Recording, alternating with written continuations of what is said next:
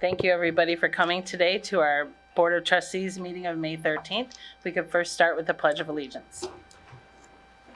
Pledge allegiance to the flag of the United States of America and to the republic for which it stands, one nation, under God, indivisible, with liberty and justice for all. First, we have public comment. If anybody would like to come on up.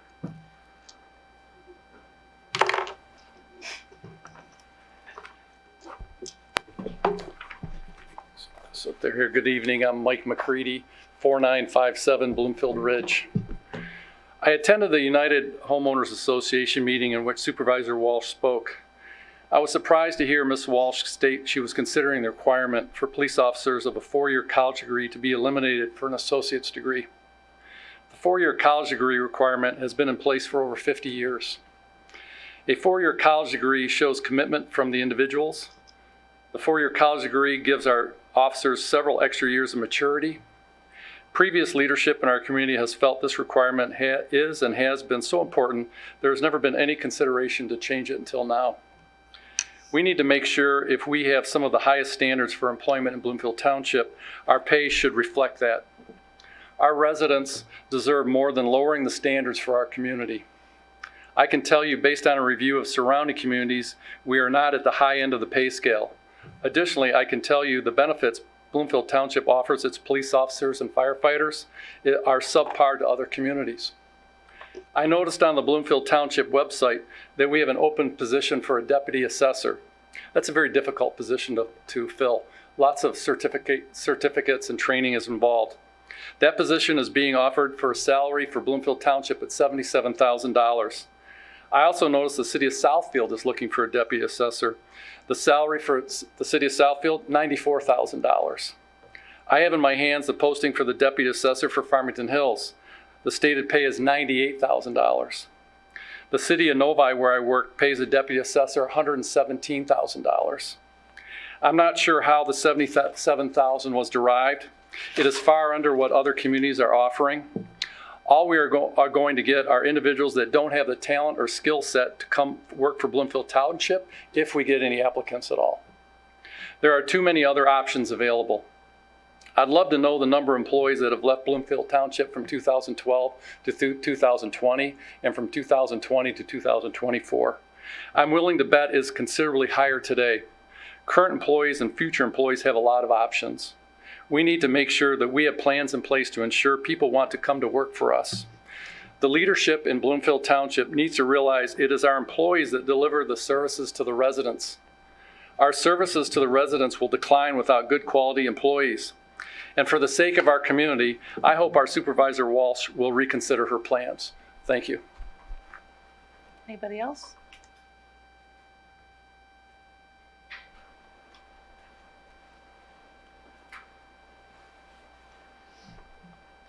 My name is Bob McConaughey, 639 Windsor Run.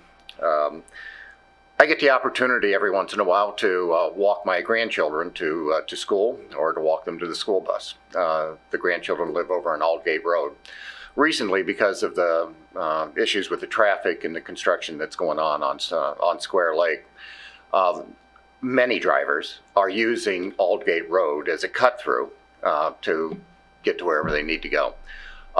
The county did put up a sign there indicating you're not allowed to cut through, but people are ignoring the sign. We do appreciate the fact that they even put up a speed sign there. But recently, in having the opportunity to walk my grandchildren, people are zooming through the road. It is very unsafe. One of my grandchildren is a 4-year-old boy. As you know, boys can be rather rambunctious, and I have to watch them closely. And, as we walk the kids to school, we've said, slow down. People are so frustrated with the traffic, they roll their windows down, they yell at us for asking them to slow down. Now, you guys can't legislate common sense, and you can't legislate good manners, but the one thing that you can do is that you can legislate enforcement. And so what the residents of Aldgate would like is we'd like you to take 2 specific actions. The first action is we would like you to put a police presence on Aldgate Road, especially at the time when kids are walking to and from school. And that would be about 8:30 to 9:15 in the morning and around 4:15 in the afternoon. Doesn't have to be a real long period of time, but we'd like somebody there watching. And if they're going over the speed limit, ticket them. If they're cutting through, ticket them. If a resident is going over the speed limit, ticket them. Okay, it's a price that we're willing to pay because we don't want any one of our children getting hurt. The other action that we'd like you guys to take is that we understand that roads are a township responsibility, but we would like your support in when we lobby the county to do something about the roads, and we will be talking to the county about taking some sort of action. Don't know what is in the realm of possibilities, but something needs to be done before somebody gets hurt. Thank you very much. Anybody else like to speak?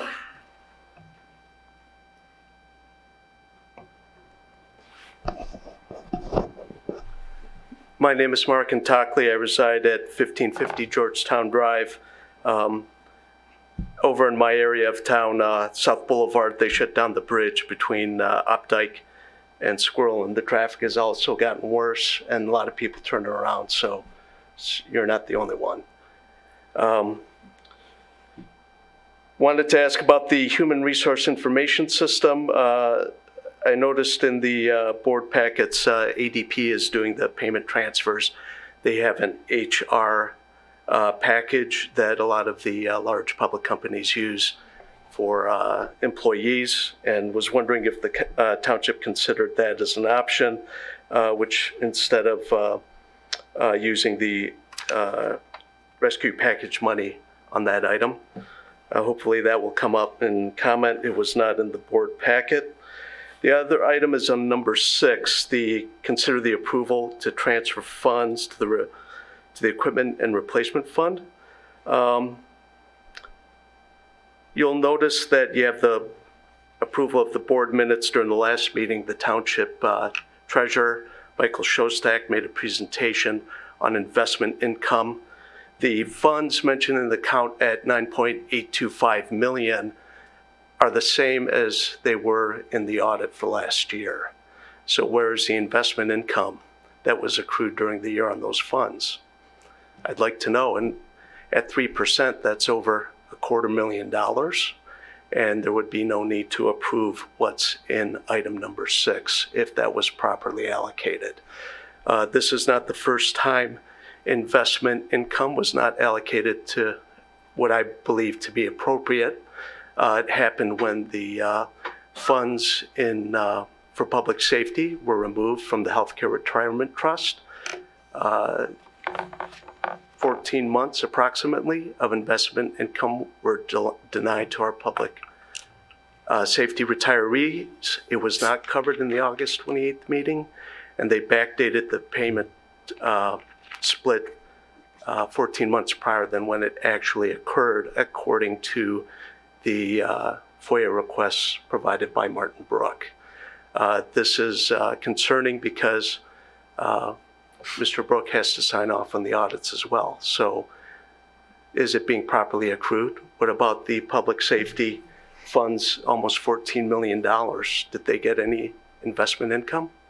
How about water and sewer? $24 million in fund reserves at the beginning of last year. Did they get any money? And how much was it, and was it consistent? And how is it applied? Why isn't it applied quarterly? Hopefully this will be brought up during the discussion. Thank you. Anyone else like to speak?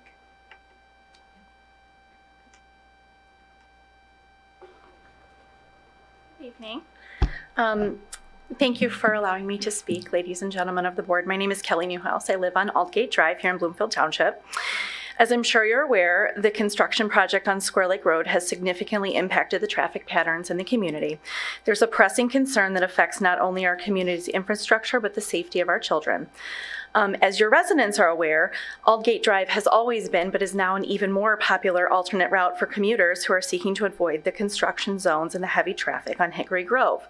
This is ironic because in 2016, the township determined it was not a cut-through, and the Hickory Grove Hill subdivision residents were given a special assessment to repave the roads in the subdivision. We now regularly have semi-truck trailers, heavy construction vehicles, and a multitude of motorists cutting through the neighborhood, often at excessive speeds. While this cut-through may provide temporary relief for drivers, it comes at a significant cost. The excessive traffic flow on Aldgate poses serious safety risks, especially for children using this route to walk to and from school and the bus stops in the neighborhood. While I appreciate the township placing a radar speed sign and barricade signs indicating it's not a cut-through, it's simply not enough. Last weekend, my family dined at my children's favorite local establishment, the Rusty Bucket. And while we were there, we struck up a conversation with the server and how the construction on Square Lake was impacting the business. She was excited to tell us she found a quicker way to get through to work. You just cut through the subdivision and you avoid all that traffic on Hickory Grove. She indicated the police were there for the first few days, but cutting through has significantly helped her drive time. Even after I told her I lived on the street and that we were very frustrated it was being used as a cut through, she promised she would drive slowly. Earlier this week, as my children and I were walking to the bus stop, there was an erratic driver who felt the need to roll down his window, scream at me, call me names for raising my hands to ask him to slow down. He proceeded to speed away up Aldgate Drive, and the sign clocked him in at over 35 miles an hour. Our children's safety should be our utmost priority, and because there are no sidewalks in the neighborhood, it is imperative we take proactive measures to address the issue.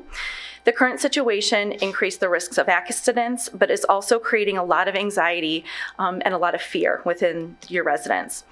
I urge the board to consider providing attention to this matter. This could involve deploying additional personnel during peak hours, consider implementing a temporary stop sign or temporary speed bumps, and exploring alternative routes.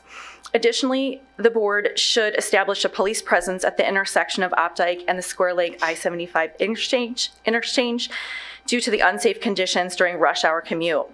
I assume the Road Commission of Oakland County is responsible for the project's overall implementation, but as our elected officials, you can have a meaningful impact on the execution of this project within the township. Thank you. Thank you. Anyone else?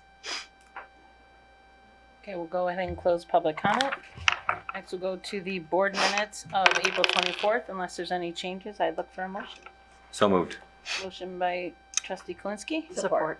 Support by trustee Murray. All in favor? Aye. Aye. All opposed? That does pass. The next one is one that we dread each year. This is a proclamation, though, today. In addition to the proclamation, because Gary was a private friend of mine since the time I was 18, I decided there's nothing I could say better than what Chief said today, and also I want to make sure to get through it. So what I've decided for this is we're going to start with a 3-minute highlight of today's memorial service that we had for Gary over by his bench, memorial bench, and then I will read a proclamation. Yesterday, we began National Police Week. May 12th through 18th is known as National Police Week, where we honor the sacrifice, courage, and service of all law enforcement officers, especially those who gave their life trying to protect our communities. Each year, hundreds of names of officers killed in the line of duty are engraved on the National Law Enforcement Memorial in Washington, D.C. Just to give an idea, this year there will be 282 names will be added to the memorial wall, adding to the 24,000 heroes that already are on that wall. This year, 2024, has marked a violent year for law enforcement. There's been 58 officers killed in the line of duty as of today. What's scary is that nearly half of them have happened in April of this year, and 11 of those in April have been by gunfire. So this morning, just before 3 a.m., marked the 20-year anniversary of a tragic day for our community, for our police department, for everybody that was working that day. Many of you are here today that responded to this call for service. Officer Gary Davis, known as Coop to all of us, was tragically killed in an automobile accident just after arresting a drunk driver. On his way back to the police station just there at Coolidge and I-75, He went to do that turnaround in the median where he was struck by a drunk driver in excess speeds, not even giving him a chance. Unfortunately, we had some officers there on scene to witness that. And I know that this day lives in memory for them forever. Officer Davis was transporting a prisoner at that time, and he was seriously injured as well. Officer Davis was 36 years old and was a 12-year veteran of the Bloomfield Township Police Department. He is survived by his wife, Nikki Davis, who at the time was a Waterford Township police officer. Gary was taken from us by a drunk driver way too soon. Remember Officer Davis not only for his bravery and his dedication, but for his personality, practical jokes, and humor. For those of us that worked with him know exactly what I'm talking about when we talk about joking around and making the roll calls light. We were talking this morning with Chief Bowden and about where we were. I was talking with Kat Reynolds, who was working the radio that night, and she said she remembers exactly what she was doing that evening. And I think that's ingrained in all of our heads forever. Officer Davis not only touched our lives here as a police officer and as a co-worker, but he spent many years as a school liaison officer at Lasser High School. And shortly after his death, I remember them holding a memorial service at the high school that was just packed with the students. So our promise is to never forget Officer Gary Davis and the courageous police officers who have given their lives to uphold justice and uphold our values. As we remember and pay our respects to Gary, let us not only remember his service, but also his memory to inspire us to continue to lead and serve our communities. Modeling our core values here at Bloomfield Township of integrity, respect, fairness, accountability, and pride. Thank you to Jimmy for that wonderful dedication, and to the men in blue in the back. So today I'd like to read a proclamation in remembrance for Officer Gary Davis. Whereas we remember and honor the life and service of Officer Gary Davis, who made the ultimate sacrifice while serving our community when he was killed by a drunk driver on May 13th, 2004, 20 years ago today. Whereas Officer Davis dedicated his life to protecting our community and making a difference in our lives, in the lives of many, as both the school liaison officer and as a road patrol officer. And whereas Officer Davis exhibited courage, dedication, and selflessness in the line of duty, and his memory lives on as a reminder of the sacrifices made by law enforcement officers every day. And whereas Officer Davis's legacy of service, mentorship, friendship, and sacrifice will never be forgotten, and his commitment to duty serves as an inspiration to all who serve and follow in his footsteps. Whereas during this week, National Police Week 2024, we pay tribute to and remember Officer Gary Davis and all the law enforcement officers who put their lives on the line every day to keep our communities safe, risking everything for a life of public service. And whereas we honor and stand with these families of law enforcement officers who have paid the ultimate sacrifice in the line of duty.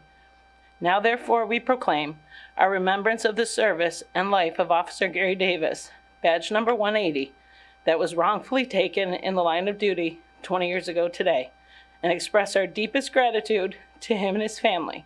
His memory will live on forever in our hearts. So unless there's any discussion, I would love a motion to accept that. Motion to approve. Motion by Trustee Schostak, support by Trustee Murray. All in favor? Aye. Aye. All opposed? Thank you. Thank you to all for everything you do. Thank you. As I mentioned, I got to meet Gary at 18 because my brother-in-law introduced us to all of his best friends, and that was his kindergarten buddy.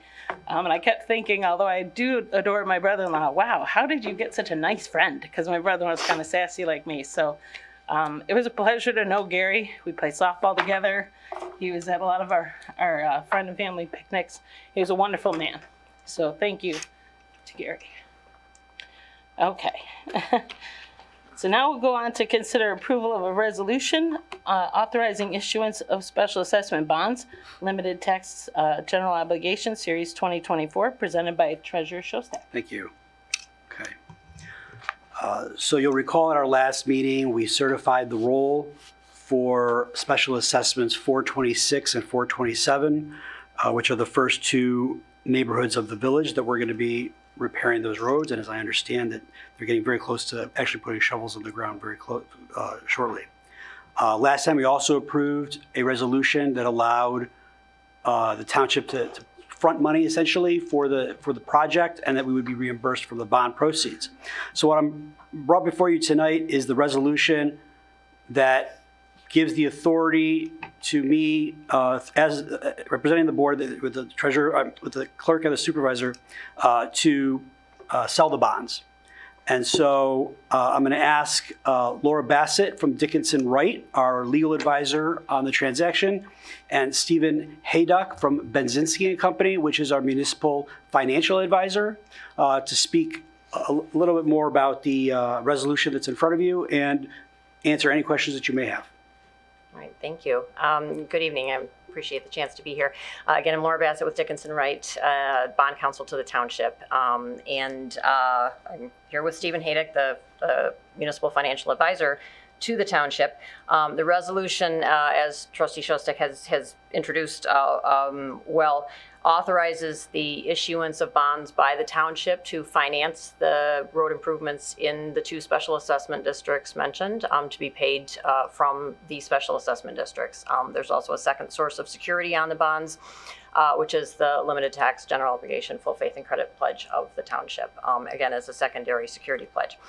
The resolution authorizes the bonds to be sold at what we call a competitive sale, and I know a lot of you, I've spoken before, many of you in this group before. A competitive sale means that there will be a notice of sale published in the Bond Buyer, which is the national bond sale publication out of New York, and bids will come in, blind bids will come in on the date of sale, which is currently scheduled for June 25th, and then the bonds will be sold to the bid which is most beneficial to the township and the lowest interest cost as well. So the resolution again authorizes the treasurer and the supervisor to complete the terms of the sale itself, and then the officers of the township to follow through and close on the bonds and allow for funding of the proceeds of the bonds. So again, I'm here for any questions on the legal side of it, and Stephen on the financial structure side of it.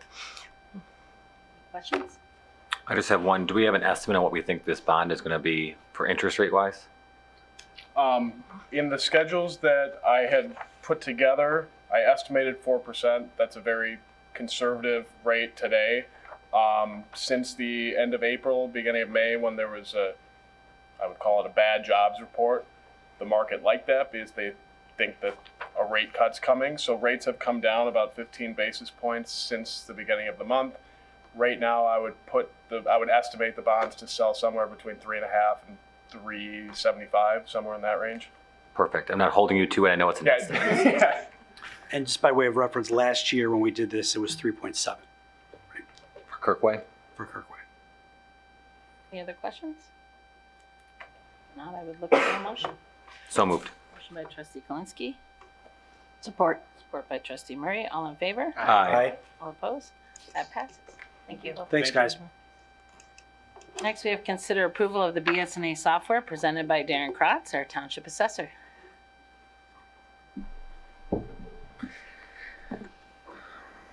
Good evening. Appreciate your time tonight. Good. Thomas got up. So this conversion process is not only just for the assessing department. It's also for the treasurer's office, planning, building, and ordinance, and the Department of Public Works as well. Just a little background on BS&A, because I know most of you guys aren't probably familiar with who they are and the services they provide.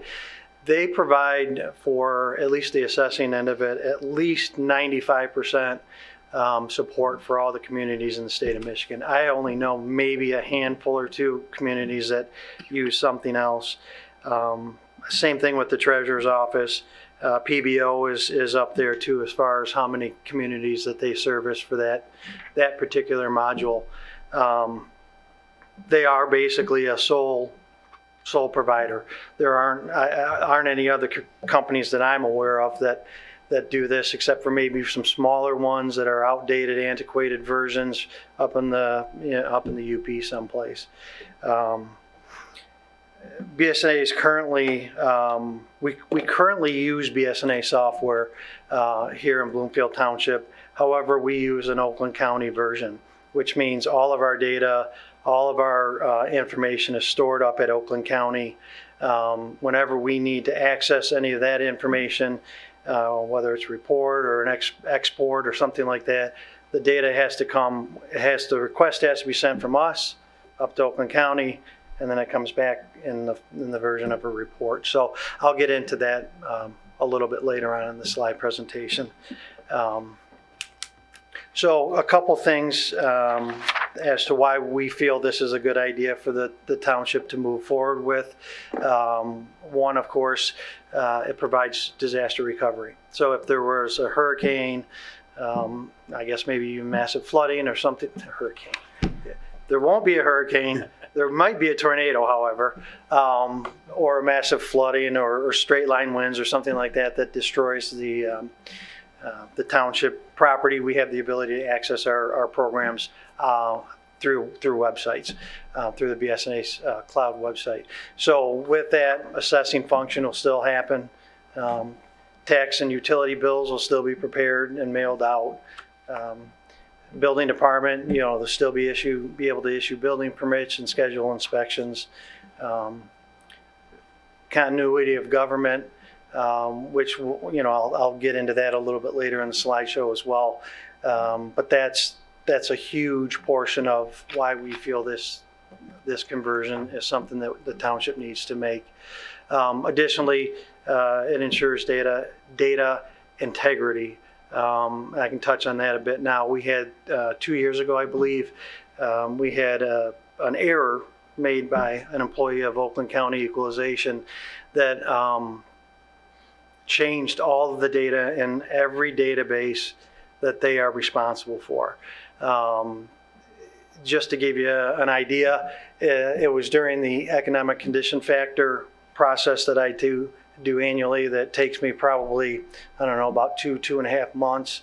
I was about 3/4 of the way through that process, and we get an email saying, hey, we had an intern, they made an error, they thought they were working in a test database, they actually happened to be working in the live database, and it changed everything that I had done and everything that I was going to be doing shortly. So with Jennifer's help, we were able to go back through the database and put everything back to the way it was. But it was a lengthy and tedious process, especially when you're 3/4 of the way through that project. So a couple of the current system inabilities or difficulties, inefficiencies, if you will, that we have to work, that we currently have to do with the program as it is today. Entering sales and name changes with one entry. And by what I mean by that is normally the assessing department would get in a deed or a property transfer affidavit, make the sales entry, also change the ownership name of the property and mailing address if there is one that needs to be added to it. And then we have to get that to the treasurer's office to make that name change in a different computer program that's called LAMS. Sales imports from Oakland County are often a duplicate. What we mean by that is more oftentimes than not, after a transfer of ownership, the folks bring in their property transfer affidavits within 45 days. We've already made the name and address change. We've already updated the sales information. It's ready to go as far as using in our analysis. When we get these imports from the county, what it does is it overrides all the work we've done previously. So it may be a sale that we've excluded from our sales study already on our end, but when the sales import happens from the county, it puts it back in there as if it's a legitimate sale to be included in our sales reports. And then we have to go back in and re-look at those and take them out if that's the case. The other thing, one of the other issues is attaching documents to records. Typically, if we had our own program, we would just go into the BS&A attach a sketch, attach a property transfer affidavit, homestead exemption, any sort of document that's relevant to a parcel. Now we have to take those and enter them into LAMs and then wait a certain period of time, and then it gets put into our assessing program. It's just an extra step in the process. It's redundant. I always joke about this. I say we're the masters of the redundancy department, because we have to do so many things 2 or 3 times just to get the information to where it needs to go. Go ahead. So another one these are a couple of the big items for us. When it comes to reporting, when it comes to running exports or imports, and primarily one of the biggest is our year-end processes. So currently, when we run reports, it generally takes 45 minutes or more to run certain reports that if we do it in our own version that we have in-house here, take about 6 to 10 minutes or so. Now, when I say we have our own version in-house, because we're on Oakland County system, in order to get our information out to our website, we have to import the information from Oakland County. We have to export it into our in-house version that then goes to our website. So we can run the exact same reports we run in our in-house version as we do in our Oakland County BS&A program, and it's dramatically different in results. And that just is, it's the time it takes to run some of these reports, especially at the year end. It's just crazy. We waste so much time sitting waiting for reports to generate that it's very, very inefficient. So the year-end processes are on Oakland County's time frame instead of our time frame. And by what we mean by that is when we get ready to roll over our database to start the next tax cycle, that's a process that generally takes maybe a couple hours at most if we're doing it on our own. With Oakland County, it used to take about 2 weeks. They've gotten it down to about 5 or 6 days now. But basically we're locked out of the system. We can't do anything. No name changes, no PRE, principal residence exemption affidavits being entered, no sketches, nothing. We are basically locked out of our program for about 6 days or so. Another one that we always have issues with other departments is name and address changes. Getting to the other departments in a timely fashion. The way the process should work is we make the name and address change, and it gets disseminated to all the other programs, all the other BS&A programs that the township has.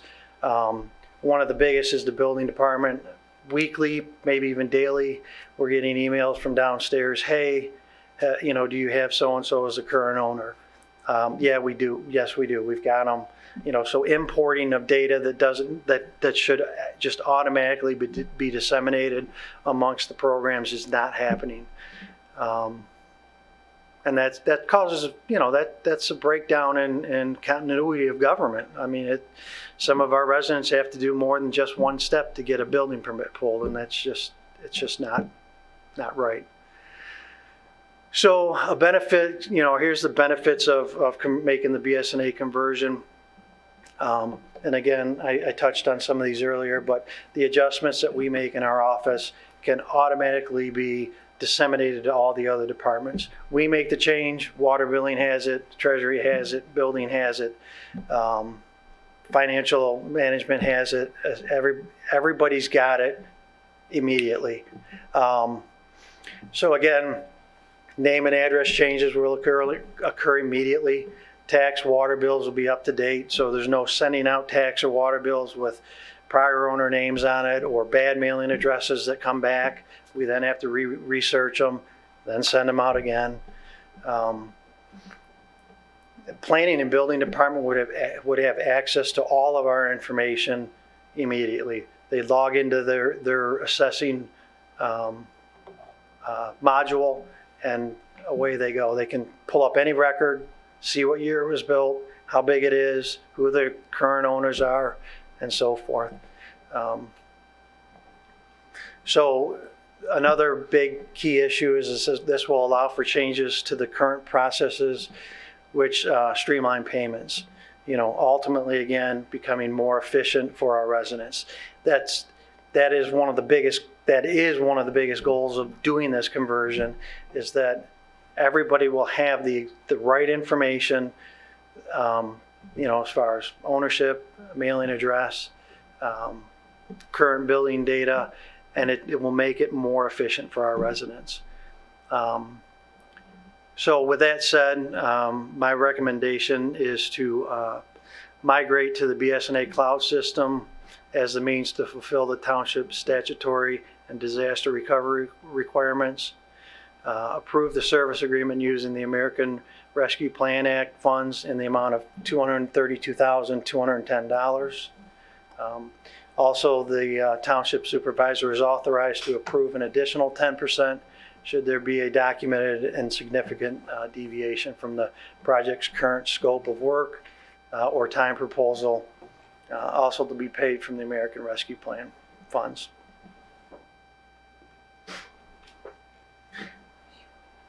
Could I just add one more thing before I open it, before I take questions? One of the other things that is probably important to note is that the current version of the program we are using is in its sunset phase. So they will, the BS&A will support it for, a short amount of years to come. But eventually, this is where we're going to have to go anyway. I would say probably within 6 or 8 years, somewhere in that ballpark. So we are limited with what the program and the company will provide for us even now. So with that, I'll take any questions. I appreciate that. One of the first things you mentioned was about 4 years ago was that you've been waiting about 16 years to get this through. And I will say you were ahead of your time, because even still, you're 6 years ahead. You're still a thought leader. And it's surprising that you were dealing with this is the way it's always been done. We can't make changes.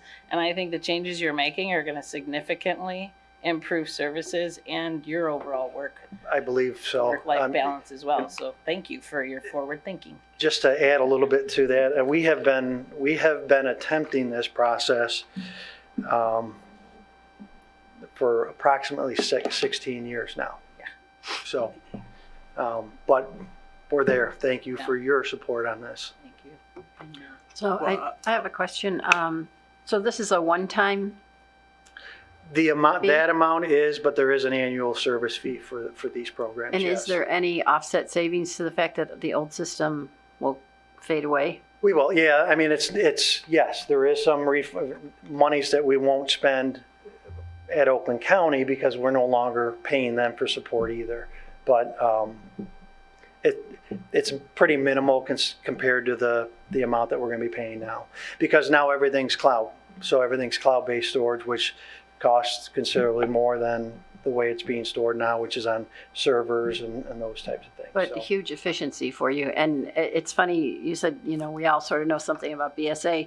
My son just bought a house in Royal Oak, and so we were looking up things on BSA online.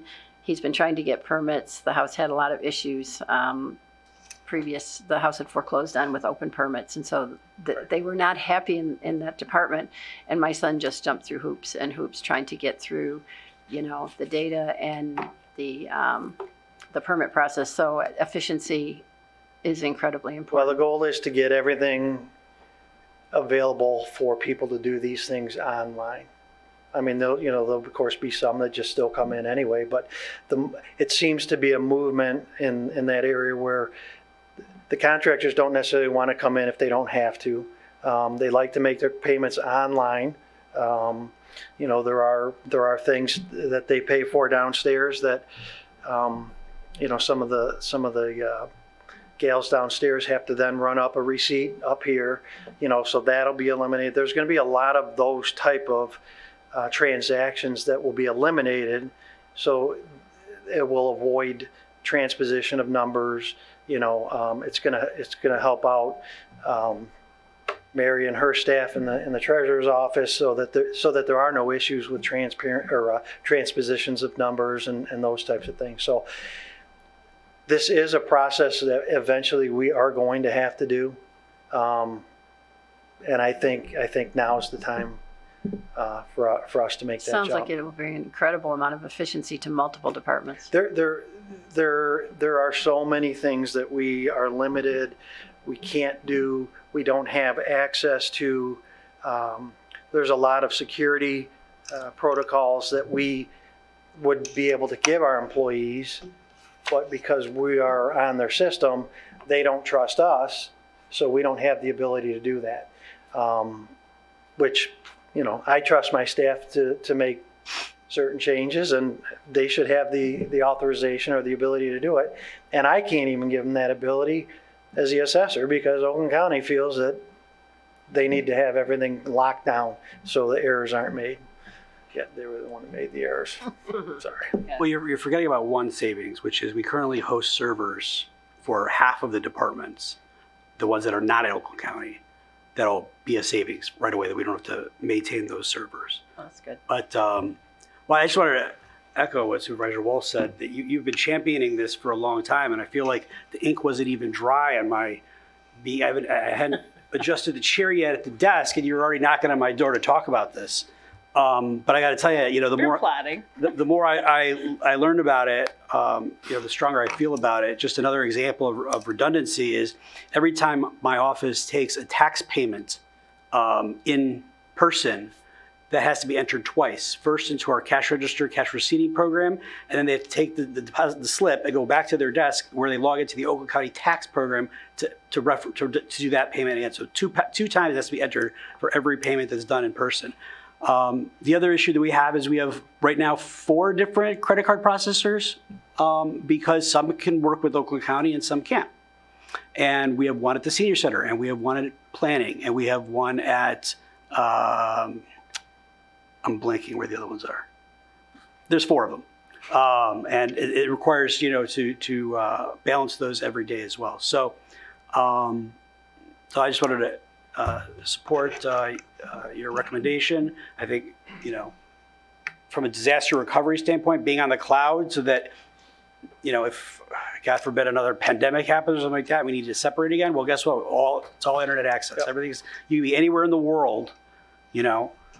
Next pandemic, I'm going to Barbados. I'm just going to work from there for 6 months, whatever it is. But no, at least I will be able to access BS&A. Yep. So I strongly support and urge my colleagues to do so as well. Any other comments? I have one question. So I use BS&A all the time, specifically in the construction field, as well as when I'm researching properties to buy. But some communities provide a paywall where you can't access it unless you're a property owner. Are we going to institute that in this new system? No. So it's going to still remain accessible for all of our residents and anybody looking at prospective properties in the township? Correct, yep. Perfect. Yep. Well, we have that option, but we're not planning to do it. We chose not to do that. Right, the option is available, but we have not even considered that. So I would say at this point, no, we are not going to charge for that. Which is a good thing, because I think that it's a good service we can offer. Again, people that are looking and researching in our township can see all the utility information, can see all the different type of payments that may be in with our house. So about transparency of a community, we're able to do that. So I think that's a great thing. I'm in full support of this. Thank you. And with the training that you are all going to have too, in addition to the fact your Jen, who came from West Bloomfield, is already spot on, and Mary, boy, you jumped on right away with wanting to know that I think with the 4 of you, this will go pretty well. We're going to have extensive training, some departments more than others. We have been, and we're going to make this work.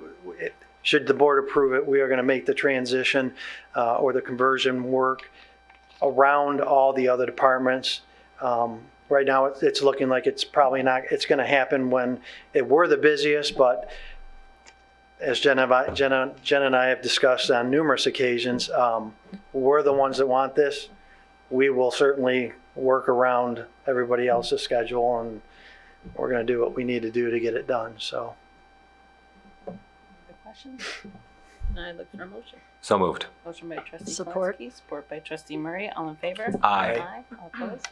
That passes. You got it, finally. Thank you. Awesome. All right, so next we have consider approval to transfer and commit funds to the Equipment and Replacement Fund for fiscal year 2023 to 24. And we have Jason Theis, Finance Director. For the assessor leaves, we may need some of this money for that hurricane that's coming. Darrin, you didn't hear him. Okay. I'm almost certain we'll never have a hurricane. We've gone through this a few times. I don't want to reread what's in the memo. So we had a budget amendment to allow for it. So this is not a budget amendment request. It's the board approval or request for board approval to actually transfer and commit the funds to the Equipment and Replacement Fund for fiscal year ending March 31, 2024 in the amount of $5,275,000. Which would put the new balance of the Equipment and Replacement Fund to $15.1 million. Questions? Can we do more? That's pretty much maxing it out. Okay. with leaving a little breathing room. Like I said, during the last time I was here, that'll end up still closing out everything, and the court numbers that I have are estimates, but they're usually pretty spot on once I get the finals. But that would allow a little bit of room. About $125,000 will go to the general fund balance, about $50,000 to road and public safety, another $125,000, and that'll just allow for anything that's been missed or any audit adjustments if there are any. No other questions? I'd look for a motion. So moved. Motion by trustee Kalinsky, Support. Okay. support by trustee Zaki. All in favor? Aye. All opposed? That does pass. Thanks. Thank you.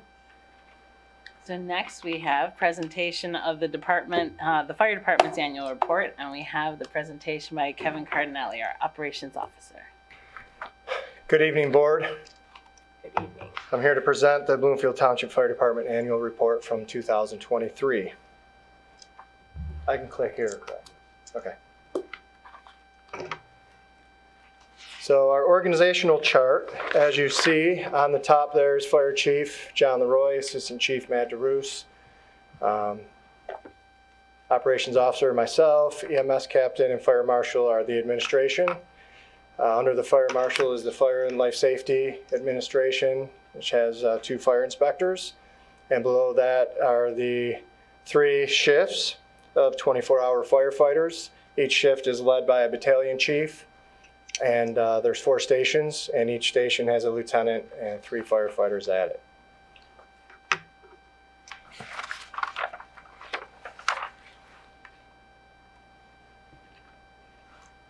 Just a quick overall map of our response districts.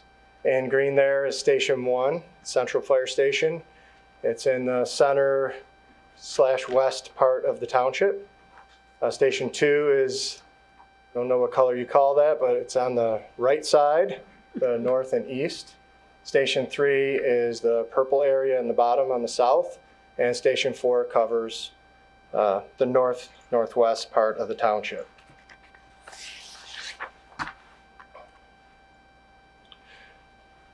Run volume. In 2022, we had 6,385 calls for service. In 2023, we had 6,175 calls for service. What I want to mention there is that's the first time, with the exception of COVID, that we've had a decrease in calls for service from one year to another. And we are attributing that to the mild weather year we had in 2023, because typically hurricanes or tornadoes tend to increase the run volumes for those days significantly. And when you have a few of those days, sorry, Darrin. When you have a few of those days, it can really increase your run volume. And of those calls, approximately 65% of those are emergency medical calls, and the other 35% are fire-related and general calls for service. So as far as the station run comparisons go, Station 3 has the most calls for service on a regular basis, at about 33% last year. Station 3 covers the southwest portion of the township. It has 2 nursing facilities, Sunrise South and Autumn House. It has the most homes because it's a tightly grouped community, and that's why we have the most calls for service in that area. Followed by Station 2, which has a skilled nursing facility. It's got a lot of residential, but it also has I-75. Station 4 then has the next amount of runs, 22% of runs. They have 2 skilled facilities, Sunrise North and First and Main. They have the least residential and the most commercial properties, and they cover I-75. Station 1 has the least amount of runs. Yeah, thanks, Bob Gallo. Station 1 is mainly residential, no nursing facilities, and they're the station that typically backs up the other stations when they're out on calls. This one here is quite apparent. It's pretty much an obvious slide, but you can see we have the most calls for service when most people are most active. So during the later morning to early evening is when we have our most number of runs. But what's significant here is you can see that even throughout all night long, our firefighters are responding to incidents consistently through the 24-hour period. This is a EMS disposition comparison, and the most significant thing here is there's a couple things I want to show. Is many of the no treatment or treatment no transport are probably motor vehicle collisions with multiple patients, where typically we'll transport 1 or 2 people from a motor vehicle collision scene, and then there's several other people who have minor injuries that a bandage can be placed on, or they even don't need any treatment, but we do a EMS report and sign them off so we don't have to transport. And another significant thing here is transported no lights and sirens.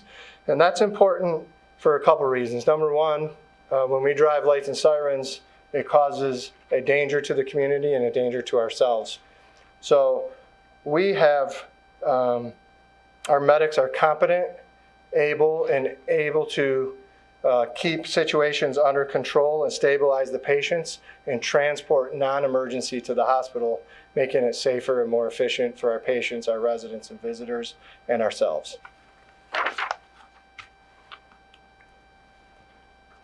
This one shows our concurrent runs breakdown. So 42, almost 43% of the time when we have runs, we have multiple runs going on at the same time.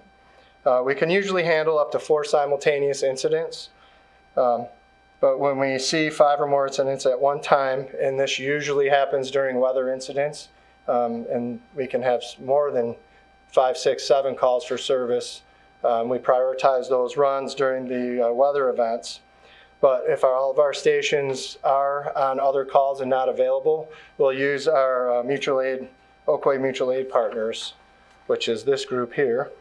It's 11 departments in Oakland County, and we work together to help one another to protect and serve our communities. When one of us can't do it, we help the others out. Training is super big in our organization, but in the fire service as a whole. And in 2023, we logged 13,447.84 training hours. That averages it comes out to approximately 250 hours per firefighter. So that's about 2.5 hours a workday for firefighter. So it's a dangerous job. We take pride in our skills and ability and being ready to go, and that's how we do it. Last year, we had quite a bit of equipment upgrades. We had the Lucas automated CPR devices. These are devices that are able to do compressions on a person, and that frees up the firefighter medic to allow to do other tasks on the scene. It creates less fatigue for the firefighters, and it limits interruptions to CPR which in turn creates better outcomes for our patients. The stretchers, we got new stretchers for our rescue trucks. It improves comfort for our patients, but our stretchers are auto-load, auto-lift stretchers, so it reduces the risk of injury to our personnel and allows us to move our patients more easily. The ballistic helmets and bulletproof vests, I think that's self-explanatory. Unfortunately, in this day and age, we needed to go out and invest in that, but we have one for every personnel who's working for the day. And I've been here 28 years, and it's sad to think that when I started here, we never even thought of someone maybe wanting to harm us or harm large groups of people, and unfortunately, we have to think about that on a daily basis. We worked with Oakland County to replace 20-year-old antiquated radio system. We didn't get the radios last year, but we do have them now. And what a great improvement. They increase interoperability within Oakway, within the state, and even we could go nationwide with it, and we get much better coverage. So all of these enhance safety to our firefighters and improve our efficiency and effectiveness for the residents. Grants. Last year we received 2 grants, one in the amount of $146,770. It was a FEMA grant for health and wellness. That included in-depth health screenings for all firefighters, new workout equipment in all stations, and we were able to train peer fitness coaches who can help all of us be more physically fit and healthy. The other grant was for the EOC, the Emergency Operations Center. That was from the federal government for $241,688. And that will replace old technology and improve efficiency and capability of the Emergency Operations Center. And I want to mention thank you to Battalion Chief Hush and Lieutenant Bradford. They've been heading the grant committee for most of that time. And because of them, we were able to get over $2.2 million in grants since 2000. So that's pretty impressive. I'm proud of them for that. Future concerns, firefighter recruitment and retention. Right now there's low enrollment in the fire academies and low enrollment in the EMS programs. I think talking to some of the schools, there was a slight uptick this year from last year, but we're still really low looking for people to come in. And then there's still competition between the departments. You know, these academy graduates and these 11 Oakway departments are all looking for people, so there's a lot of competition. New stored energy technology. I know we've all heard a lot about electric vehicles, but above and beyond that, we're seeing solar in homes, and in the homes then there's typically batteries that will store that energy, and in the past it's been lead acid batteries, and now it's the lithium ion, and those are a lot more difficult to deal with. Then we even have things like compressed natural gas vehicles, and all of those things add quite a bit of challenge for us dealing with these emergencies. So that's why we train over 250 hours per personnel a year to deal with those kinds of things. Cost of infrastructure and equipment. I don't know that I even have to explain that to all of us because we all have grocery shopping in our homes and our vehicles, but building costs have skyrocketed. Vehicle and equipment costs have increased well beyond inflation. A rescue truck ordered in 2022 was approximately $260,000. That same truck ordered this year will be $325,000. That's $65,000 in about a year. So that's a lot for us to deal with here in the township. I want to say thank you to the board for listening. Appreciate it. I want to thank the personnel of Bloomfield Township Fire Department for their committed dedication and service that they provide to the community, and firefighter Brad Woodhall, who helped me prepare the annual report this year. Without him, I wouldn't be able to do it. Any questions? Questions or comments? Thank you for You're all welcome. that you do. Thank you. This Appreciate special it. group. We are blessed. Thank you. Thank you. And thank you, Matt. He's a man of few words out there, but he is important. So next we have considering the award of the Club Drive Sanitary Sewer Repair Contract presented by Corey Almas. our Director of EESD. or Good EES. evening, Board. Get this laser pointer out real quick, just in case. So this is the Club Drive Sanitary Sewer Replacement Project. The Club Drive Sanitary Sewer was installed in the 1970s. The existing soils are organic and peat, not good conditions out there. The sanitary sewer was originally installed on wood piles. It serves about 80 residential homes. The pipe was, it appears the pipe was placed in at the manhole at 1257 Club Drive, and the upstream and downstream pipe is in poor condition from there. And then what we're talking about here, Board, is this little segment right here, and I'll reference this area back here, up in here, during some of the project difficulties. Again, here's the network of sewer along Club Drive that goes to the west. The flow actually goes from west to east and out to Franklin Road. I'll blow this up here just for, that's the displaced pipe, and that's the proximity of where that is within the system. So the scope of work is that we're intending to replace about 177 feet of 16 sanitary sewer. We'll install 55 steel helical piers. We'll install 1 new sanitary sewer manhole, replace it. Through this, there'll be continuous bypass pumping of the sanitary sewage during the project, and we'll reconnect 2 sanitary service connections, service leads. So again, this is the displaced pipe at that structure, and what you're looking at here is that is the channel within the structure, and it appears that the pipe, that's a 16-inch diameter pipe, and that's about halfway down the pipe. So what we're looking at there is about an 8-inch displacement at that structure. So the project constraints, there's close proximity to the natural setback feature. That's that water area as I was referencing. The depth of the existing sewer and the requirement to install new piles, the existing soil conditions, and the high water table is something we're gonna have to, we're challenged with here. Access to the site, as it's in the middle of Club Drive, is gonna be challenging for us. The new sewer will be placed on in the same location as the existing sewer.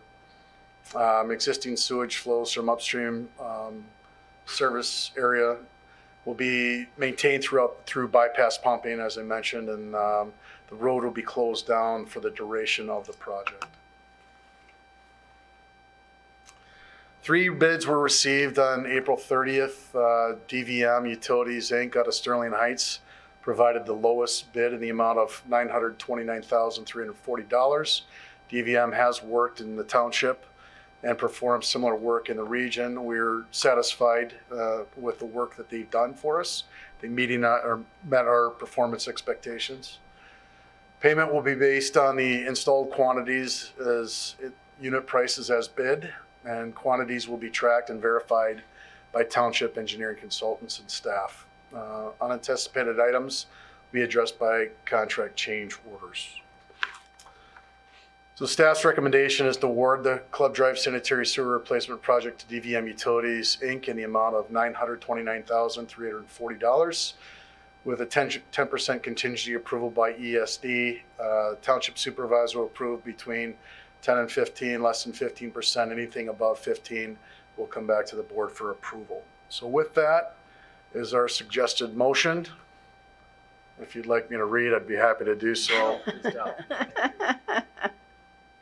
Any questions? This is the time to ask questions. Anybody have any questions at all about this project? More like comments, really. I appreciate you giving us the item by item for the sealed bid, so it shows the cost breakdown and what it is, and it's part of the board minutes. So any resident can see that we got 3 sealed bids, and then it showed the exact cost breakdown for each one. And the company that we went with, which is vetted, a good company, we've done work with them before. We've been able to verify their work, and their quality of work is up to our standard, which is a high standard. And I think the closest other bid was almost $700,000 more. Yep. So when we did the sealed bid, put it out, made sure that we didn't just have a monopoly on who's bidding here, we were able to save the township residents almost $700,000 in this project. So I want to applaud you guys and appreciate it. And again, what you guys talked about is that you guys are going to make sure that every quantity is verified when it's being worked on. So if they don't use all those 55 pylons, we'll get a break on the cost. So I appreciate it. So thank you very much for all your due diligence and all your work on this. Thank you.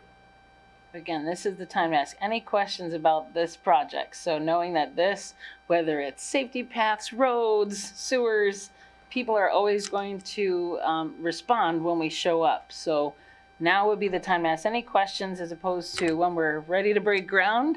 So is there any question? Again, you've pointed out, as always in every sewer project, people won't be able to access their homes as easily. There's going to be some frustrations. How do we typically address that in all these type of projects? Yeah, so let me just go back real quick. This one, like we mentioned, is going to be challenging specifically for the homes directly impacted in this construction and their accesses. Now, what we're going to do is construct a temporary access around the construction there with gravel. There'll be some disruption to the restoration or existing grass, and that'll provide access to those homes. Now, through traffic is not going to be available. So people living west of the construction site will have to go west and north out Club Drive to access their homes. Same thing for anything east, anyone residing east of the project will have to go east out to Franklin Road. But those homeowners will have access. There might be limitations during specific events as it's going on. Maybe when they're excavating directly in front of those driveways, they may not have access to it. But the way we handle that is our team, including HRC, our consulting engineers, our staff, our project coordinator, asset management coordinators, they will be on site as well and communicating directly with those homeowners that are directly impacted by this construction. We know it's, in any projects like this, they're a major inconvenience, but as you can see, it's a necessity. And the last thing we want to do is back up with sewage in their basements for 80 houses west of this project. So it's an unfortunate thing that we have to do, but it's our jobs to do that and make sure that the sewer is flowing. So, Corey, do you have a timetable as to when this might break ground or the road closed, and roughly how long do you think that they will have the road closed and the project will take? Yeah, I knew that question was going to be asked. Sorry, Val. I had to ask. I knew it. You have to ask. The challenge with this are the helical piers. Okay, so in order for the contract to proceed, we give them a notice to proceed based on decisions made here tonight. Once they get the notice to proceed, they'll order the helical piers. There's an unknown in that process, right? So how long is it going to take for those helical piers to be furnished to the contractor to begin the planning of work? They can't start the excavation, the closing until those helical piers are in, for fear of, if we did that and it was a longer constraint, now we're extending the project. Once we award that, the helical piers are ordered, I can come back to the board or even provide the board some better time constraints. I just don't have it right now. Sure. No, but I mean, everything's in place. The piers are here. They start. Are we talking 2 months, 4 months? Yeah, 2 to 3 months. If everything goes to plan, we hope to be done in paving before seasonal limitations. There's, as I said, Val, there's challenging conditions that are out there. There's challenging water tables. There's challenging soil conditions. There's the material question. So But hopefully it will be started and wrapped up before we get into next fall's weather issues. Yes, that is our intent. And our hope is that the project the project gets underway and goes off without a hitch. But Porter's Lane nearby was just done, and there's always some surprises when you don't know what you don't know till you open it up. Right. So we just had Porter's Lane, and you guys worked wonderfully with the residents along the way. And I personally have had both a safety path and a road done in front. Yep. And your team is wonderful at saying, okay, they'll forewarn us, like, hey, this is the days that you cannot access your driveway, and there Yep. were days Oh, that yeah. we couldn't. And you are great at noticing it, great at doing that. But there were some issues on Porter's Lane that we couldn't have seen. So Yeah. there are always chances. I know why you're nervous about giving a deadline. Yes, yeah. Hoping for the best. Once I get those, I'll get back to the come back to the board with. Well, I know you can't control it all. I mean, you can't control like the weather. You know, the weather Yeah. could set The you back water too. underneath. Yeah. In this area, even with dry weather, those high water tables, when these are that is a different world Yeah. there than on a normal road. There'll be some dewatering out there. Yes. There's going to be some hurdles to in dealing with this project. It's nothing that I don't think the contractor can't handle or our staff and our consultants can't handle. So, but to give a time frame, Val, I'm No, very I cautious to do understand. that. Yeah. I was just looking for the base, and I'm not going to hold you, obviously. I'd to rather under promise and over deliver is the way I'd rather approach it. Any other questions, Chris? Just one more, like all of our projects, sometimes we do have to tear up driveways or tear up grass that's in front of people's homes or any curbs. As part of this project, there are contingencies to replace all those. Oh, yeah. So if any of those are for any of our residents, when we put this temporary road in Yep. and we mess up their grass, Yep. the grass will be reseeded or resodded as part of it when it's done. All the curbs will be taken back or it'll be put back to as good or better than we found it. Correct. So when our residents get upset about these things, our goal is to put it back better than we found it, and we found it leaking sewage in front of their home. So we're gonna be taking it to the next level. Yeah, Chris, great point. We know that the residents are going to endure for a couple months, 3 months, whatever it might be, and construction's never easy. We understand that, and the last thing what we want to do, as representatives of the township, is make this problem it worse for them. So at the end of the day, and our contractors and our consultants and our team understands that we better make it as good or better than what we left it, and that includes irrigation systems too. So, Thank you. yeah. So we do our best to accommodate in the piece. Perfect. There's no other questions. I'll look for a motion. So moved. Motion by Trustee Kalinsky. Support. Support by Trustee Faki. All in favor? Aye. All opposed? That does pass unanimously. And then we'll go on to the next one of considering approval of the MDOT contract for the TAP Grant Safety Path Construction Project along Telegraph Square Lake Road, or Telegraph Square Lake and Franklin Road. Yeah. So this one, boy, it seems like we're getting close to the finish line here, where we start construction. So this is the MDOT agreement. 24-5122, the safety path construction on Telegraph Square Lake in Franklin, also known as the TAP grant project. The project details the installation of safety path along Telegraph Square Lake and Franklin roads. The safety path is just under a mile, 6 foot to 8 foot wide path. Retrofit and install 3 new pedestrian crossing signals infrastructure at 3 existing locations to interconnect the east and west sides of Telegraph.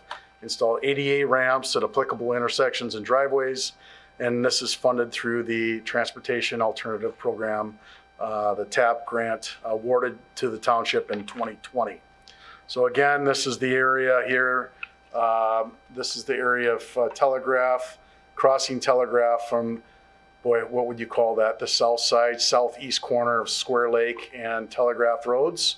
Crossing there, going along the north side of Telegraph to the Franklin, it would be the northwest corner of Franklin and Telegraph, up along the west side of Franklin, crossing Square Lake, and then traversing westerly on the northbound side. Boy, the north side of Square Lake, and then along the northbound side of Telegraph Road, crossing again, and this is Baton, is that how we pronounce that? And then there's a little bit of traversing through the median to get us from that signal that's here to the signal that's there. and then a crossing to the southbound side of Telegraph at Baton. So as part of this project, MDOT will be performing all the construction project management of that. And with that, we're required to have an agreement with MDOT, which you saw in the agenda packet. So staff is recommending the board move to approve the MDOT contract 24-5122 between Bloomfield Township and MDOT for the safety path construction on Telegraph Road, Square Lake Road, and Franklin Road as described in the contract at an estimated project cost of $1,272,200 and authorize the supervisor to sign the contract. Questions? I just have a comment. So in terms of the total costs, the federal aid or the grant that we got was for $955,508. So the township is able to only pay out of our current budget $316,692, which is a great thing. So we're getting all this work done, which we wanted to get done anyways, and we're part of our plan in the first place. But we're able to utilize federal aid and work with our partners to get it for a substantial lower cost to our residents. So this is a great thing. I'm so happy we were able to do that, and I'm so happy we were able to put in for it and get it. Thank you.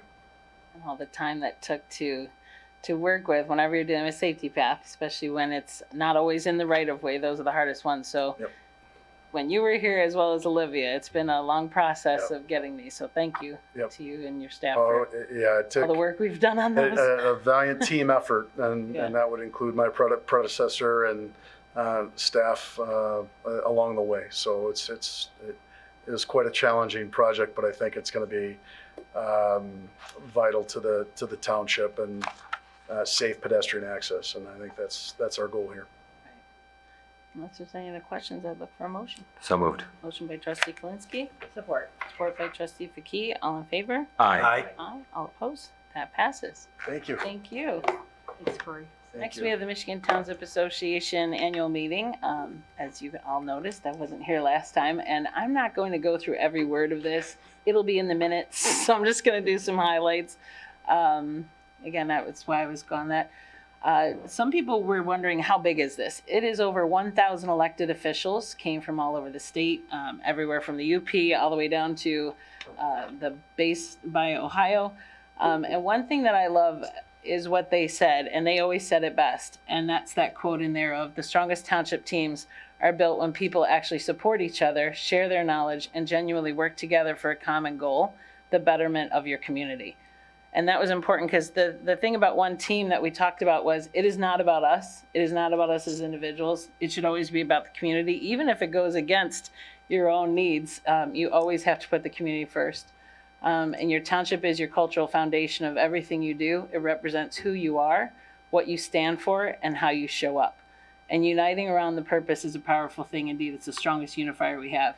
And sometimes you get these themes and they're kind of cheesy, but I have to say the one team hit hard this time. It was amazing to see everything from rural to urban townships to UP and South. It was amazing to see of 1,000 people together, the concepts that were coming and popping in each of these classes.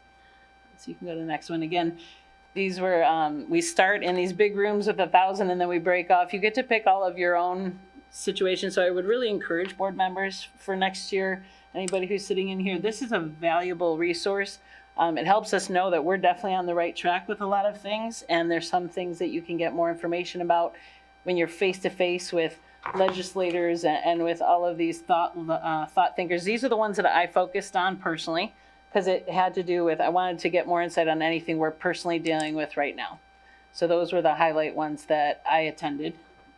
And I was very honored. There were 6 of us supervisors throughout the state that were picked to be on a panel called Community Connections Live. And it's always scary when they do it live for them because you have people up there with a microphone and you never know what they're going to say. So the 6 of us, again, represent everywhere from the UP all the way down to Ohio area when we had Frenchtown in Monroe County. I was the Oakland County representative. And basically the reason that I was there is we inherited quite a mess. In 2019, there was a budget crisis. As was pointed out earlier, there weren't many people leaving because there weren't many people hired. We were completely understaffed. They couldn't hire people. Then you have 2020, there's a silver tsunami. We had tons of retirements. And this board and the staff and the residents didn't back down. Instead, together, again, one team, came together to totally reinvent ourselves.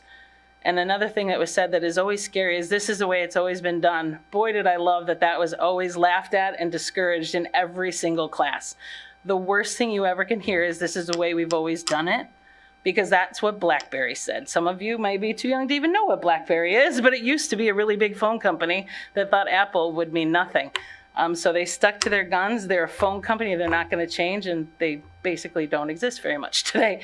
So Bloomfield was at that point. We were at 2019. We weren't changing and evolving, and together as one team, again, when you have a board, department heads, you have employees, you have residents, came together to say, let's reinvent ourselves. So I was there basically talking about sustainability, our budget crisis, and how we together pulled out of that. Another bonus is I do a lot of Zoom quarterly meetings, but I got to actually see people face to face. We're one of the big 20. So the 20 largest townships, I believe we're number 11 now, as some have surpassed us.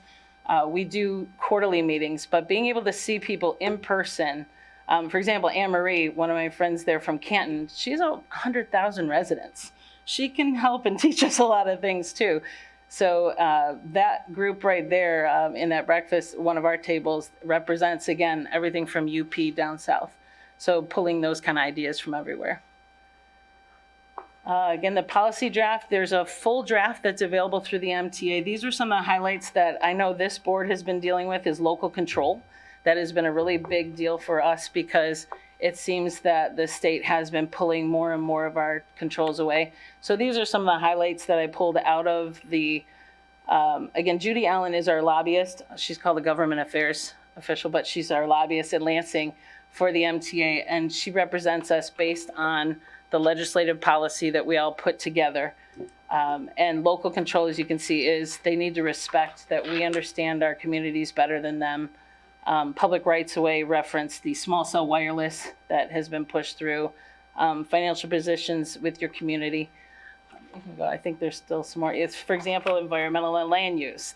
We are all facing the same thing with the DNR here.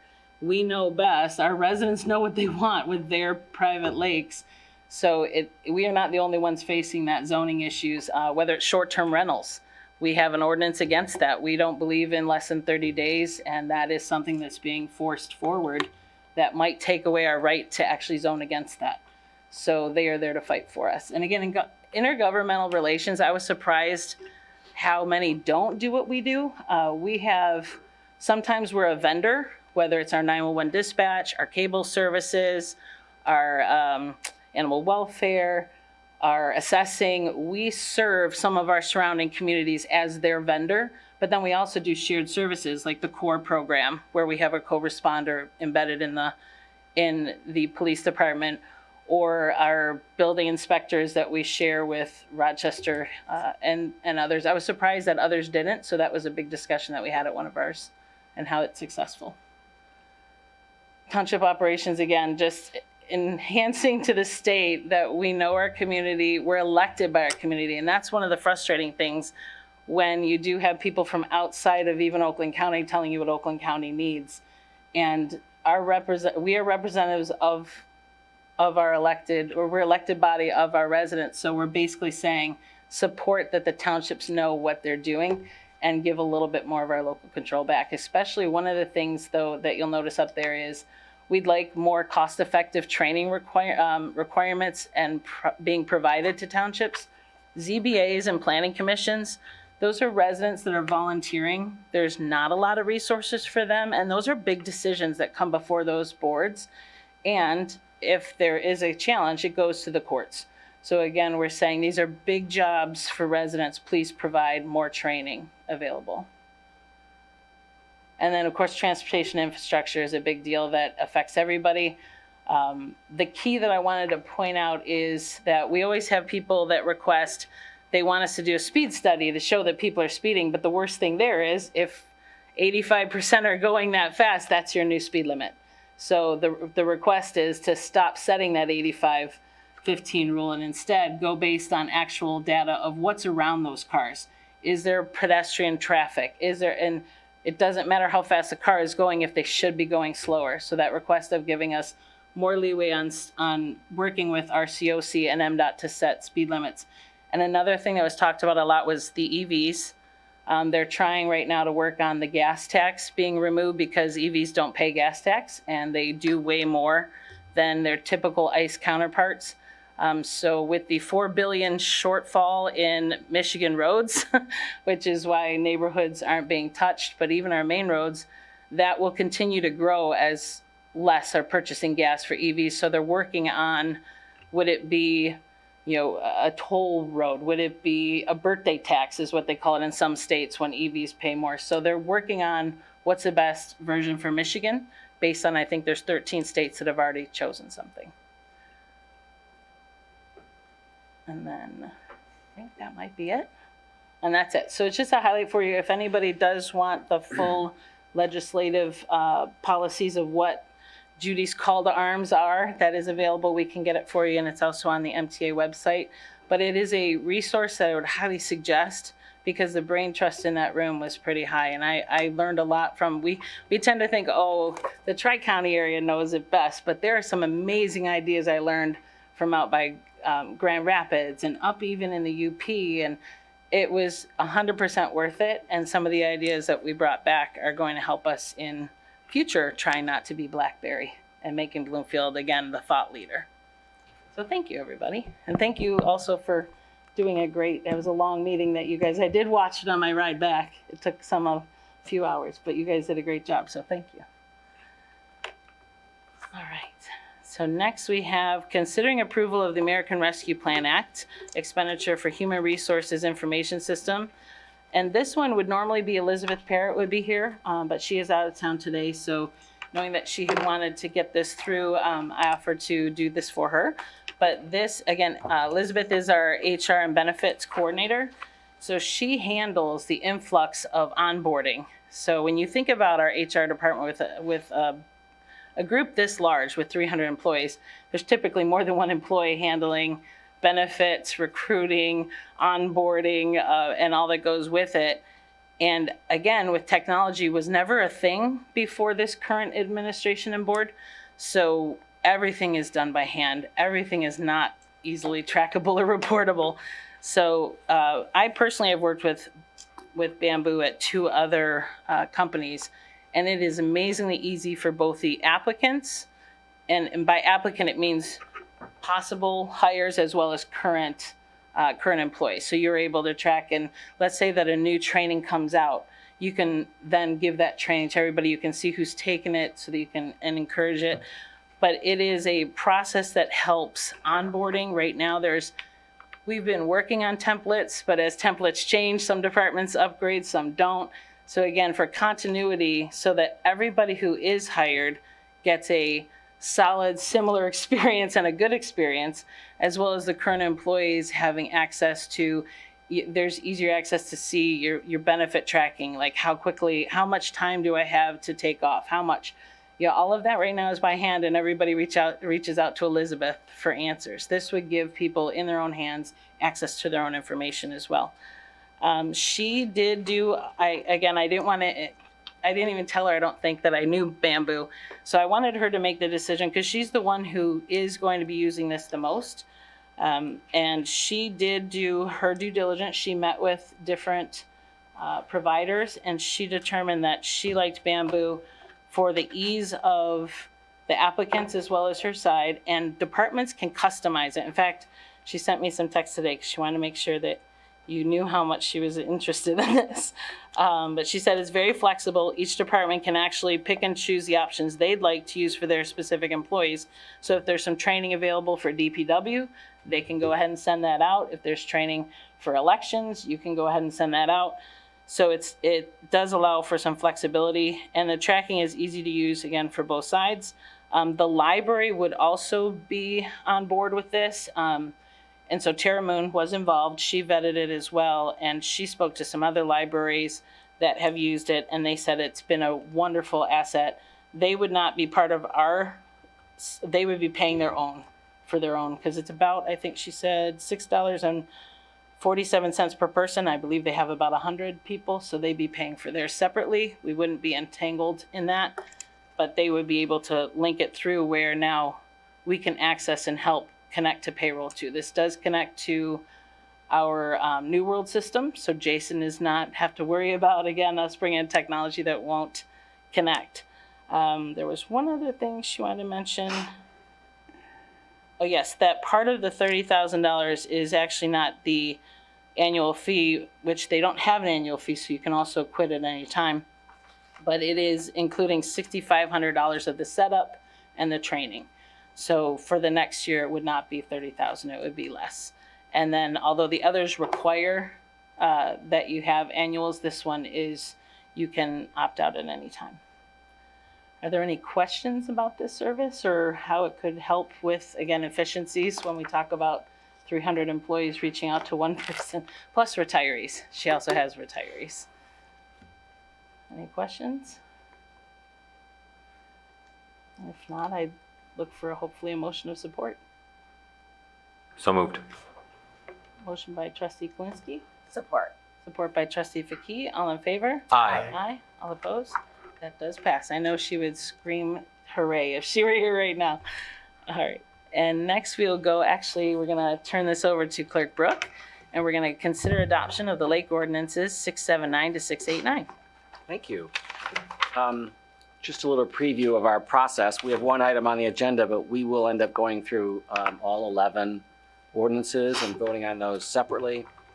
And I'll just do sort of one general update at the beginning and then try to go through each one and ask for a motion. And if you don't mind, I would do that and just process through. Okay. Yep. So, as you know, we have been proceeding to implement the slow no wake requirement that the DNR approved. We have also appealed the day after the last board meeting. We submitted, which is so the next day, Thursday, April 25th, we submitted an appeal to the DNR. DNR director has confirmed receipt. We have signs designed and which are DNR approved, and they were ordered today for each of the lakes at different spots. And plans are underway with regard to placement with each of the HOAs and legal agreements for actual access.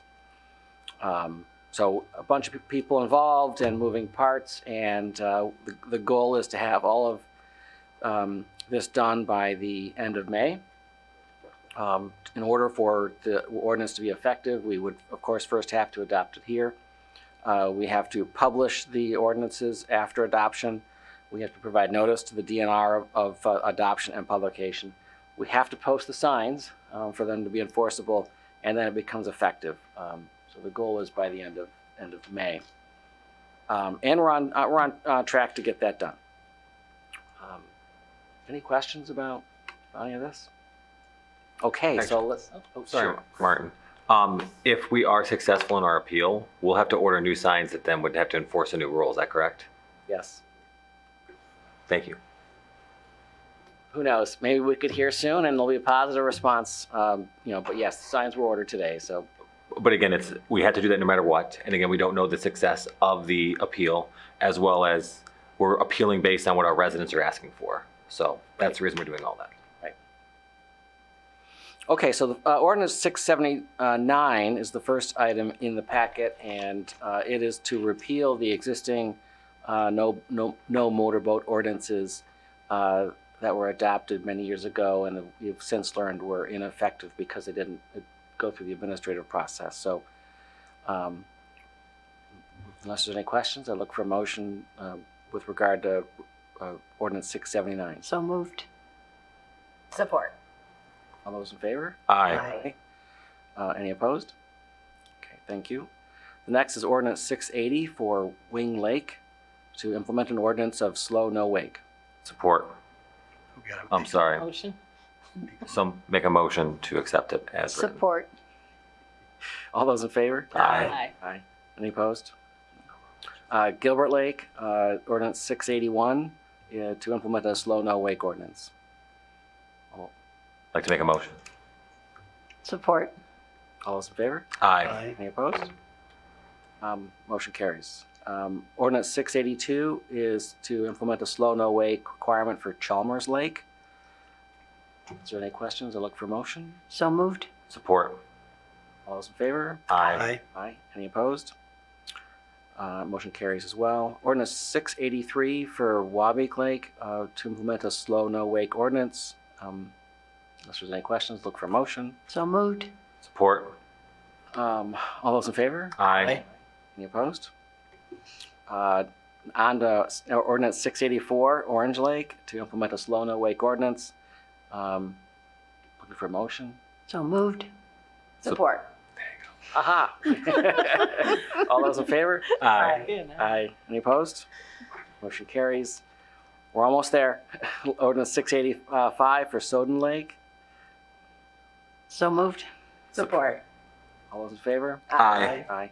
Any opposed? Motion carries. Ordinance 686 for Forest Lake, also slow no wake requirements. Is there a motion? I'd like to make a motion. Support. All those in favor? Aye. Aye. Any opposed? Motion carries. Ordinance 687 for Lower Long Lake, a slow no wake ordinance. So moved. Support. All those in favor? Aye. Aye. Any opposed? Motion carries. Ordinance 688 to implement a slow no wake requirement for Meadow Lake. I'd like to make the motion. Support.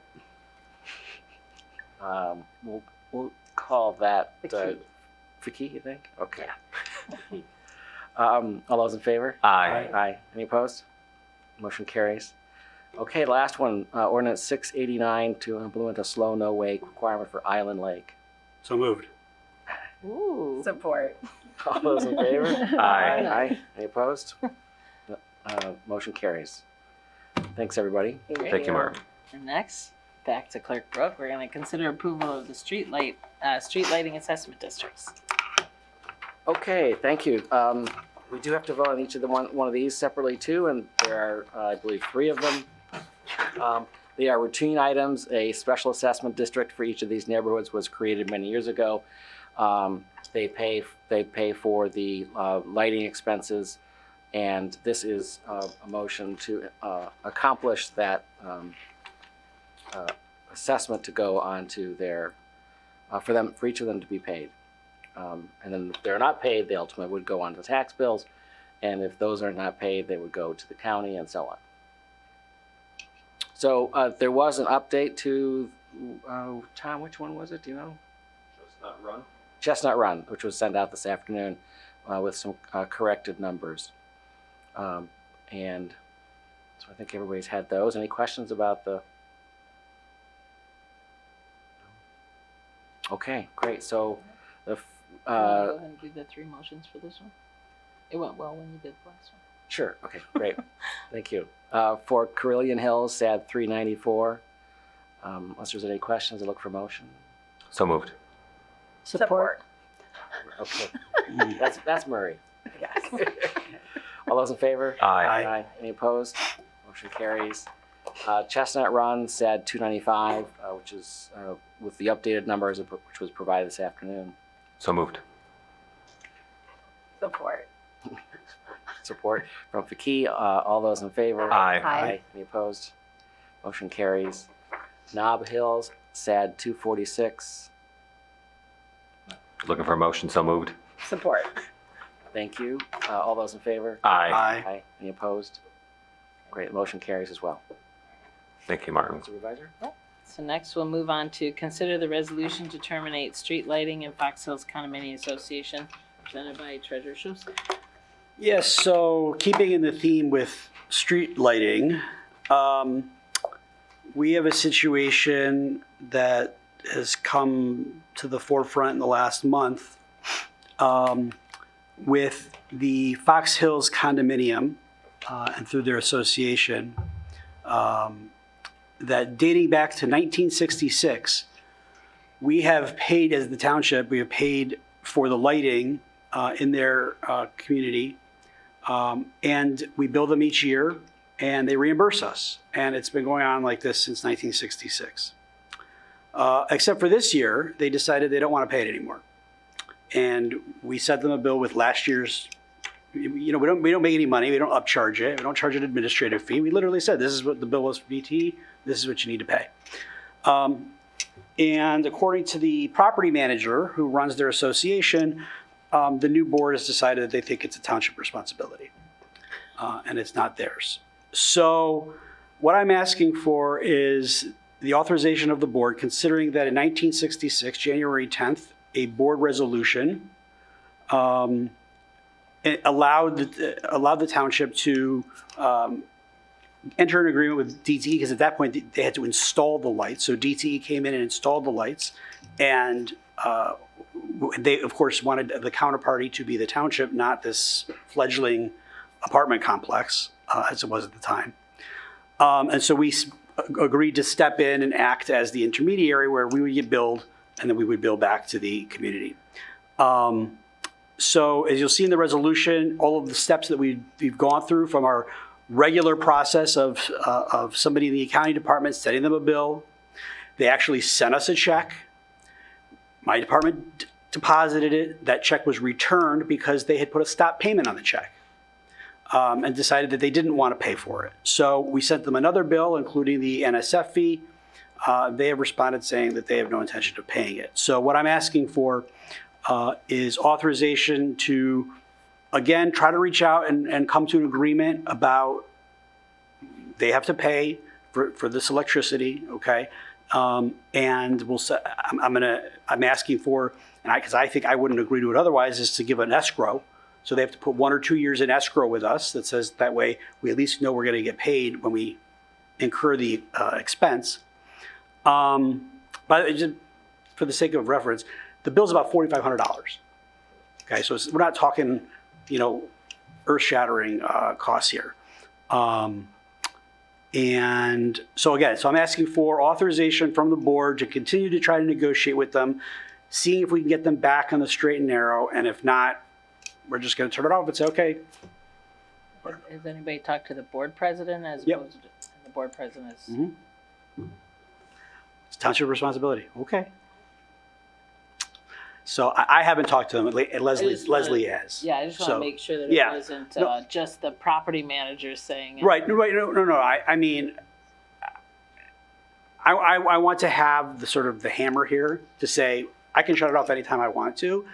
Negotiate with me. Let's come to an agreement so that everybody, for the several hundred people who live there, probably have no idea that they could lose their electricity if they're going out at night and taking walks or whatever. But so again, I promise the board that I will make an extra effort to go to the board, to go to their property manager and try to come to some resolution. But I want the authority to cancel the account if they refuse to budge. Is there a way we can notify the residents, make sure the residents are aware of this before we continue in case it comes to a turn on? Typically do with shut-offs in our department. We could, but you're talking about hundreds of residents. Could you, that's an option. Or attend one of their meetings, or some way so that the residents have a clue that their management has taken the stance. Because the other option is, we just did 3 SADs. The other option would be to say to them, now you guys need to do this as an SAD. And that way we have the power of the tax bill to collect the money, because at that point it's no longer the association's decision, it's each individual property owner. And so if we go through that process of an SAD, I can't imagine I don't know the exact number of parcels in there, but I have to imagine it's, the bill per parcel has got to be $30 or $40 for the year. But it's still a sizable amount of money. It is, but that also takes a lot of time, right? And I don't know if we created an SAD today, if we could assess for last year. Maybe Mark can answer that. I don't know. Don't put you on the spot there. But if we create an SAD tomorrow, can we assess that SAD for? Probably not, right? I do not believe that would be appropriate. No. Yeah. Okay. So either way, the association's got to pay the past due because we paid it. I do share Trustee Murray's concern about, like you've heard, like Noah, we don't even put out a water shutoff notice till they have physically talked to that resident. So I think what makes me nervous is the property management companies don't always know exactly what all their residents want. So to that point of, even the cost of just mailing a notice of saying, we're currently working with your board Yeah, we could who's do- we could- considering not having lighting. We could do that. We could do that. Because then they could pressure The their property board. managements work for the boards. But the So, board doesn't always. Communicate everything. So HOA boards sometimes have nobody show up. So those residents may not fully know that this is even going on. And they may pressure their board to say, hey, we want street lighting. So I think that's my fear is, I mean, I've been at a lot of these HOA meetings to know there aren't a lot of the residents that show up unless an SAD is involved. Then it's a full house. But Well, and do we have any way to find out, have these residents been paying into to the property manager, to the board, paying for it, and now that the board is they deciding have their not own to pay for it? mechanics to collect their association dues from their Yeah. condo owners. I mean, it's not, it'd be difficult if they came to us and said, look, we know we owe it, we're having trouble collecting from people, times are tough, blah, blah, blah, blah, can you work with us? We would work with them. But they just said, we don't think it's our responsibility anymore. But I don't think they fully understand that means there will be no lighting. Like, I think there might be a little game of chicken the HOA is playing that the residents don't even realize they're a part of. Right. That's what worries me is Okay. they may put pressure on their board to say, wait a minute, All right. if the choice is no light. I will send out a letter to all of the condo owners. But to avoid this like happening in the future, should we pursue making it a SAD so that, let's say, Treasurer Schostak's able to get them to come to an agreement now, and then Right. they get a new management in another year or two, and then we're back. Well, I mean, we could try that, but I Sure, assume the SAD would require a petition process and 51%. I mean, like it's the same steps, and that could be. Take a long time. But the escrow idea was a good idea. Yeah, I mean, I think that's the only way, because originally an escrow was set up, and so I asked Jason if there was that escrow still on our books, 60 years later, and he said, no, it's not, and so at some point they either refunded it to them because they said, oh, you're making your payments, or I don't know. But I think there could be some structured agreement, Yeah. probably a little bit more structure to it Yeah. with an escrow feature, but. yeah. Well, the escrow would be a good idea, but I think we need to also find out, are the residents aware and approving of this, that they may get turned off, or have the residents been paying the same amount they've paid in all the prior years, and they don't know that the management company is risking having their lights turned off? Whatever we can do to share more Yeah, information. but I don't know that we have any authority to ask to see their books to see who's paid and who isn't. Well, no, but I mean to make sure the residents are aware that their lights are in jeopardy. I think short of litigation, there wouldn't be any role for like discovery, like you're suggesting about whether they paid it or not. I would also observe, for what it's worth, when we're talking about discontinuing somebody's water service or their electrical service to their home, that is, a requirement for a house. Street lighting, not so much. But it is a I'm kind gesture to say, hey, this is. Right, no, but I mean, I agree with Mark. It's an observation. It is not the same as shutting off somebody's water. And, I'll just make, this will be my last point, and I'll just defer to the board's wisdom. But, when we speak for the residents of Bloomfield Township, and so if somebody comes to us and say, oh, no, we don't want to do this, or we make decisions all the time that affect the entire community. We don't ask the community every single time. They elected us. We're their representatives, and we're there to make decisions and do the business of the township. The same applies for an HOA board. They're elected by their residents, and they're there to represent and do the business of the HOA. And if they're unwilling to honor an agreement that's been longstanding, then I'm sure the lights could be turned back on. But again, if the board wants me to send letters to all of the property owners in that condo complex or community, then I'll do that.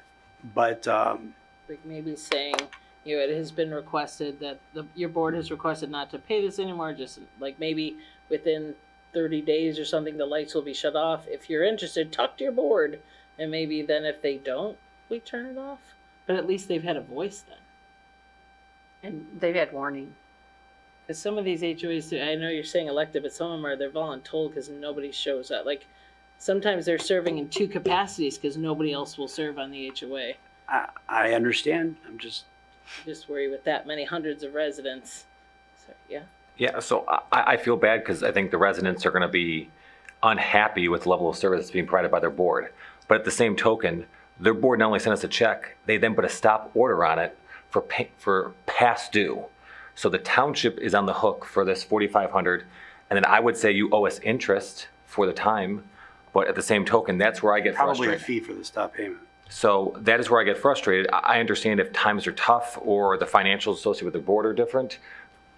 Again, with an agreement, I can no longer continue this service. I am now not going to do it in the next 24, but I will pay my bills. We're all supposed to pay our bills. I'm frustrated that the board has not paid its bill and went to so far as to cancel a check on the township. All we're doing in this resolution is allowing the treasurer the ability to talk with them, to send letters, to advocate for the best interests of the residents, which is to pay the bill in arrears, and then move forward in a positive direction. I would also tend to think that this might not have been a STAT at that time. If it was an apartment complex with multiple owners, they might not have been doing STATs at that time for this type of thing because there were renters in that area versus now it's condo owners. So there are individual owners for those. So that's my 2 cents on it.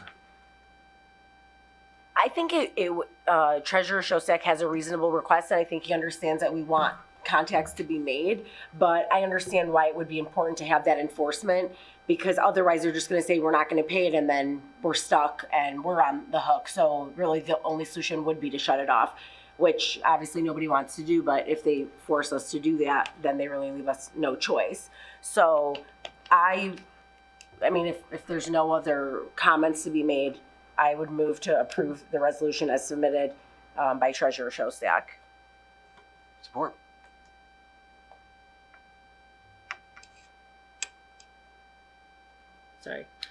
Sorry, motion by trustee Faki, support by clerk Brook. I got thrown off because I was waiting for a trustee voice. So clerk Brook is support. All in favor? Aye. All opposed? His voice isn't trusty.